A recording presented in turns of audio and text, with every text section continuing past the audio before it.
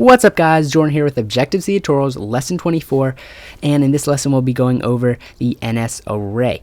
And first off, let me just apologize for not making an Objective-C tutorial for 3 months. If you're following me on Twitter and Facebook and also watching my little update videos here on YouTube, you already know the whole full story on why I wasn't able to upload any Objective-C tutorials. But the main thing was I was just really busy with school and then finals, and then I was planning on making about 3 or so and getting a lot of keynotes ready during Christmas break. And then right the night before I was gonna start working on all the programming lessons and all that, my MacBook crashed, so, and I wasn't able to get that back till the end of January. So kind of been out of commission with making these tutorials for quite a while, but I'm getting back into it. So anyways, let's go ahead and jump into this lesson. Quick refresher, last lesson we talked about the NSMutableArray, and an array, if you remember, is an object which stores a list of other objects, and the NSMutableArray is a mutable array, obviously based on the name, and mutable arrays mean that you can add and take away different objects from them. Now, what's the difference, you may be saying, between an NSArray and an NSMutableArray? Well, an NSArray is a static array, and I'm going to get to what that is in just a second. And just a little side note, NSMutableArray is actually a subclass of NSArray. So NSMutableArray inherits from NSArray. But what is a static array? Well, once you create this array, you can't add or remove objects from it. So once you create it, it's permanent. That's how it is. It's not mutable. It's a fixed array. And because it's a fixed array, it does take up less memory, although they aren't near as flexible as NSMutable arrays. So if you're looking for lots of flexibility, definitely choose an NSMutable array. But if you know how many objects are going to be in your array, go ahead and choose an NSArray. And with NSArrays, you actually add the objects to the array in the initialization. So a quick refresher on how to initialize and add objects to an NSMutableArray. You say NSMutableArray, let the compiler know this is a mutable array. Then you put the name, then you allocate memory for it, and then you initialize it with the capacity. And remember, the capacity doesn't have to be exact because it is mutable, but you do want to get it somewhere close to what the capacity is going to be. And then you call this little message down there below.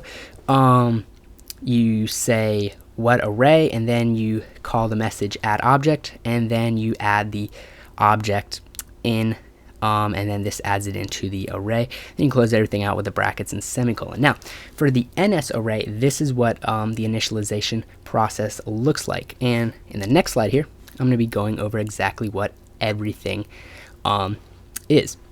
Now, you call NSArray to let the compiler know, hey, this is an NSArray.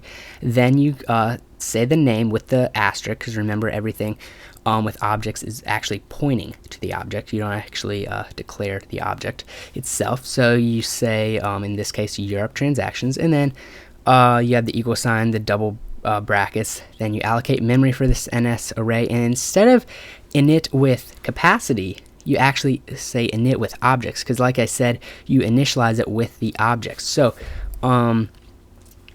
then you add objects that you've either already created in the program, or you can actually initialize objects within the initialization of the array. So in this case, we're going to initialize NSNumber, then allocate some memory for it, and then initialize it with the value, the double value of 100.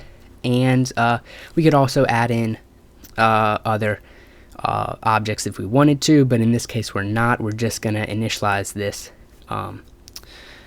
object, or this number object, within the initialization of the array. So that is kind of a cool thing right there. And then you separate each new object with a comma. So if I had many more, I'd have another object within brackets, then comma, another object, all that. And then you end the list of objects with nil. So that lets the compiler know, hey, I'm all done adding objects to this NSArray. Then you close off the last bracket and then end it with a semicolon. And like I already said and went over, you can choose either to create objects within the initialization or add previously created objects, or do a mix of both. And that's actually all we need to go over for NSArray. And so now we're going to jump into Xcode and real quickly go over the NSArray object. Okay, so here we are in Xcode, and we really don't have all that much to do. All we're going to be doing is just replacing this NSMutableArray with an NSArray, and we're actually also going to delete this NS number because we're going to initialize this NS number in the NSArray. So let's get started here. NSArray, and we will name it the same name that we named it before so that this loop works fine. So Europe transactions, and then equal sign NSArray, allocate some memory, and then remember to initialize with objects, not init with capacity. And then we're going to throw in this first object will be Europe dollar transaction. I'm going to put that in the array. So Europe dollar transaction, separated by just a comma. You don't have to put brackets around it. And then we will have to put brackets around this because we're initializing a new object. So it's an NS number. Scroll over a little bit. Yeah. Allocate some memory. Then init with double. And the double value will be 200. Whoops. There we go. And close that out. And then oh, that's the problem. I didn't have a bracket. I didn't start off with two brackets. So there we go. Close that off, and then comma. And then you can obviously put another object, or you can allocate another object. But in this case, we're just going to put nil because we're all done adding objects to this NSArray, and then end it with a semicolon. So right now, we're actually all done. We've condensed 4 lines of code into one kind of long line. But I do want to go over something kind of important. You may notice that we don't have a name for this NS number.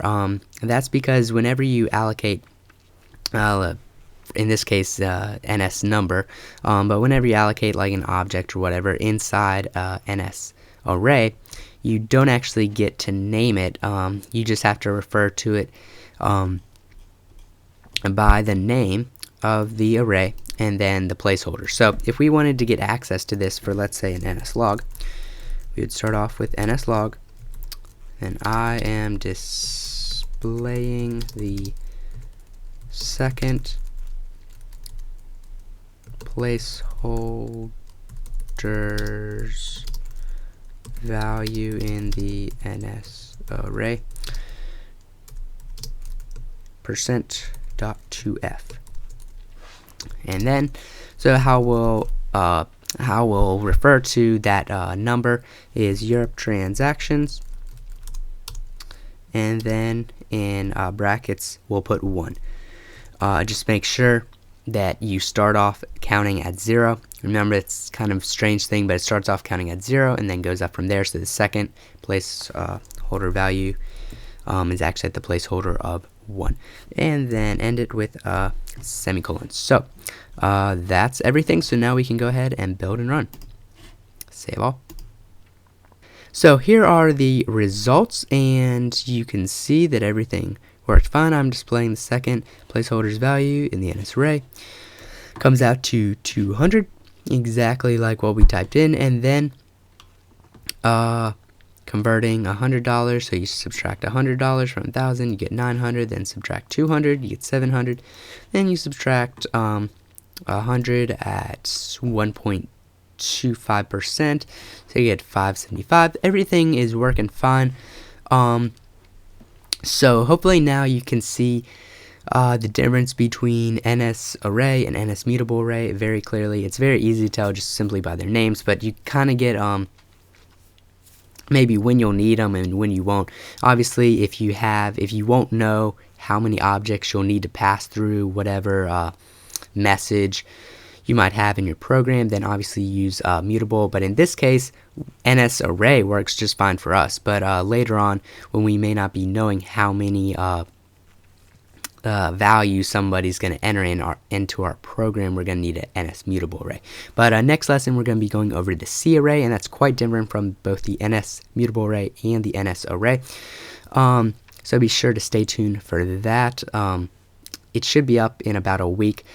Planning on that. And thanks again for staying tuned to my tutorial. Sorry again for that 3-month stretch with no videos or no Objective-C tutorials. Not planning on ever going that long again without uploading one to YouTube. But thanks again for staying subscribed and staying loyal to my channel. And be sure to check me out on Twitter and Facebook for updates in between videos. Also, likes and comments are greatly appreciated. Be sure to subscribe if you haven't already, and check out some of my other tutorials that you may not have seen, and some just to refresh your memory. And thanks again for watching this video, and I'll see you in the next one real soon.